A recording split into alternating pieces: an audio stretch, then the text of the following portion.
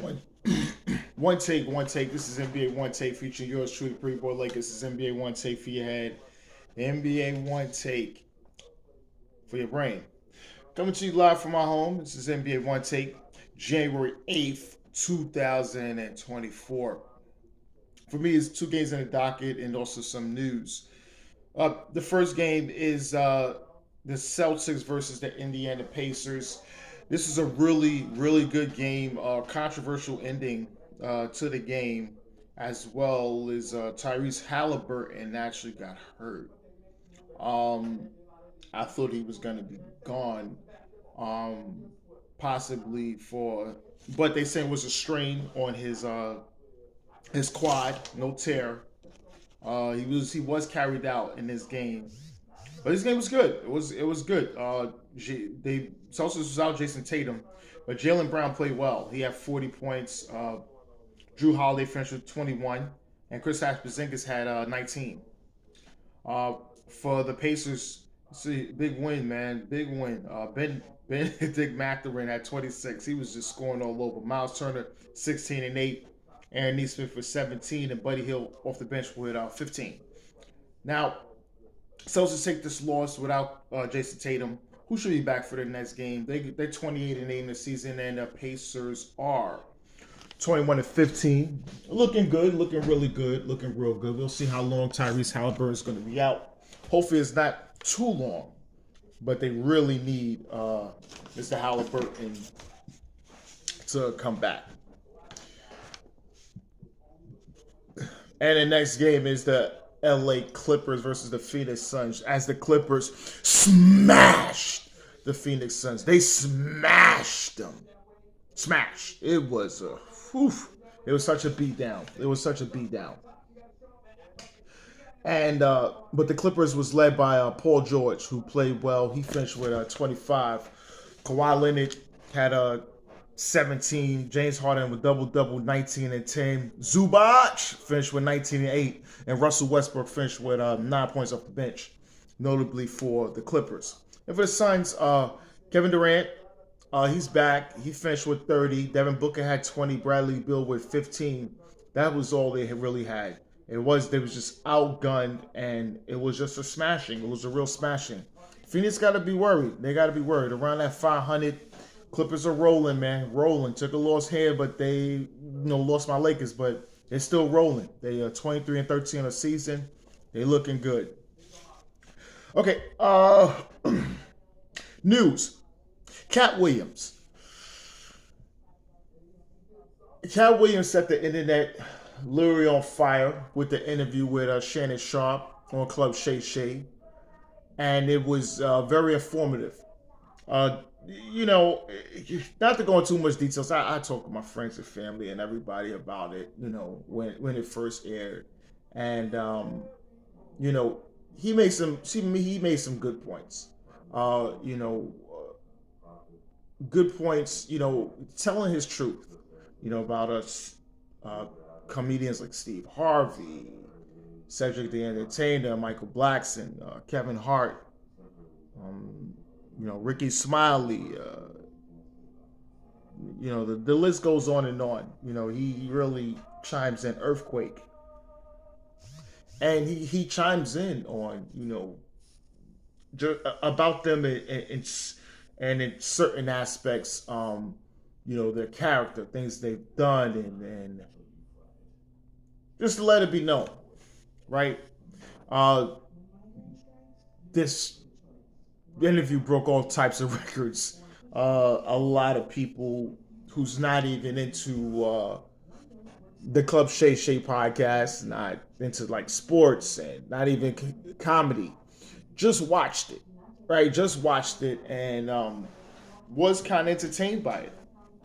But it was entertaining. It was entertaining. People are really going after Shannon Sharp, saying that Shannon should have controlled the interview, asked certain questions instead of just letting him go. Now, listen, Shannon did the best he could. I do watch his podcast because it's quite entertaining. One of the few that I do watch, especially with him and Ocho. Listen, he says every single person that goes in there is about conversation. He's asking questions. He asks questions, and he has a person freely to talk about whatever is concerning to them. After they get a little drink or everything. It's almost like they're saying, it's almost like they're saying the same thing they say about Drink Champs is almost what they're saying about mainly this interview. You know, but it was a lot. It was good. It was good. No, but he did big up some comedians. Don't think he just went after everybody. No, he gave some props to certain comedians. Notice Bernie Mac and you know Bernie Mac and others.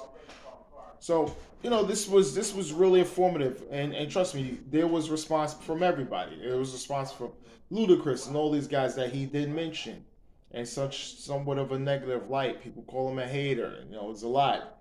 One thing they're not calling him is a liar. So they're not saying he's a liar, but they're saying other things to that aspect, but not calling him a bold-faced liar. And so people are seeing like there's a lot of truth to this. But this has a lot of. There's going to be fallout from this. There's a lot of fallout for this. He's going to have. He didn't even promote his own tour. He just came in to talk. So, but he did tell Shannon. He said, "Listen, it's going to break records. It's going to break records," and it did. It did. It definitely did. Okay. Draymond Green. He met with Adam Silver and met with Adam Silver several days ago, and one of the things he told Adam that he was done, that he was going to retire, and Adam Silver said, "Don't make a rash decision, and I won't let you do that."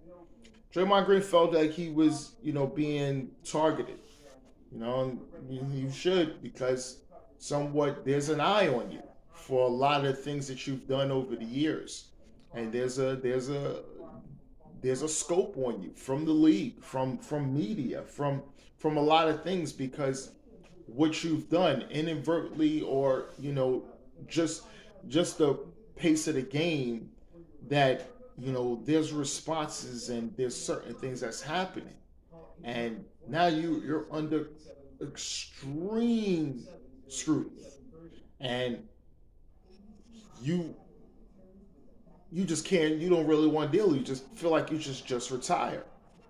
But that's not the case, should it? Should go through it, and just go through it, understand certain things, still be yourself, and do some kind of method to control certain things. Control your anger, control your reaction with certain things, and without losing that edge. There's a way you could do it. There's a way he could really do it. And his teammates, Chris Paul's gonna be out for 6 to 8 weeks with a broken left hand, and this is just a tough blow for the Warriors. They've been losing.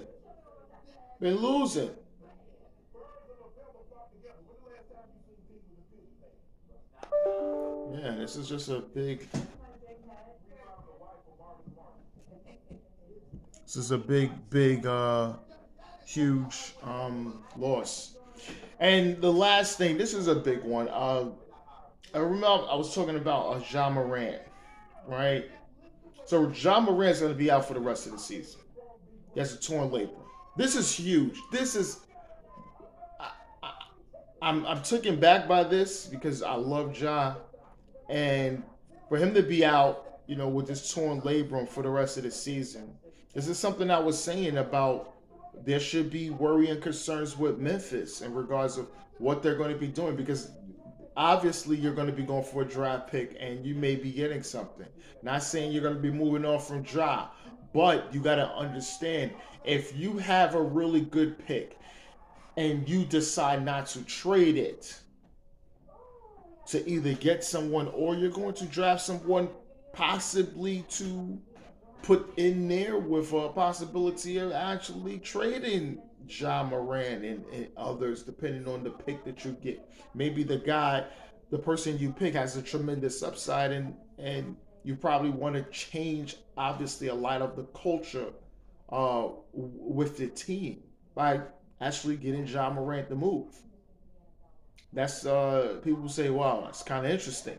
So why would they want to change? I says because somewhat the Memphis Grizzlies as a franchise beat on their own drum, and that's led by Ja Morant. And Ja Morant, the way he conducts himself, on and off the court, is a big reflection on the team. And that edge he plays with, and that confidence that the whole team, himself and the whole team has, that's a really cultural foundation that they have. It's the reason why they've been winning games. But after the transgressions with John Morant, it's a little, things are turning, and something may turn from this date towards the trade for the free for the draft, because we gotta have to see where they land, because if they land the number one pick, and I forgot the kid's name, but if they land the number one pick and he's supposed to be a superstar, there's gonna be some problems. So there's gonna be some problems and some big decisions that's gonna have to be made. You either gonna bring another superstar in and trade the pick and trade someone else, or you're gonna get a young person in there to put in there to possibly be the next face of the franchise. But this is NBA One Takes Pretty Boy Laker, and I'm out.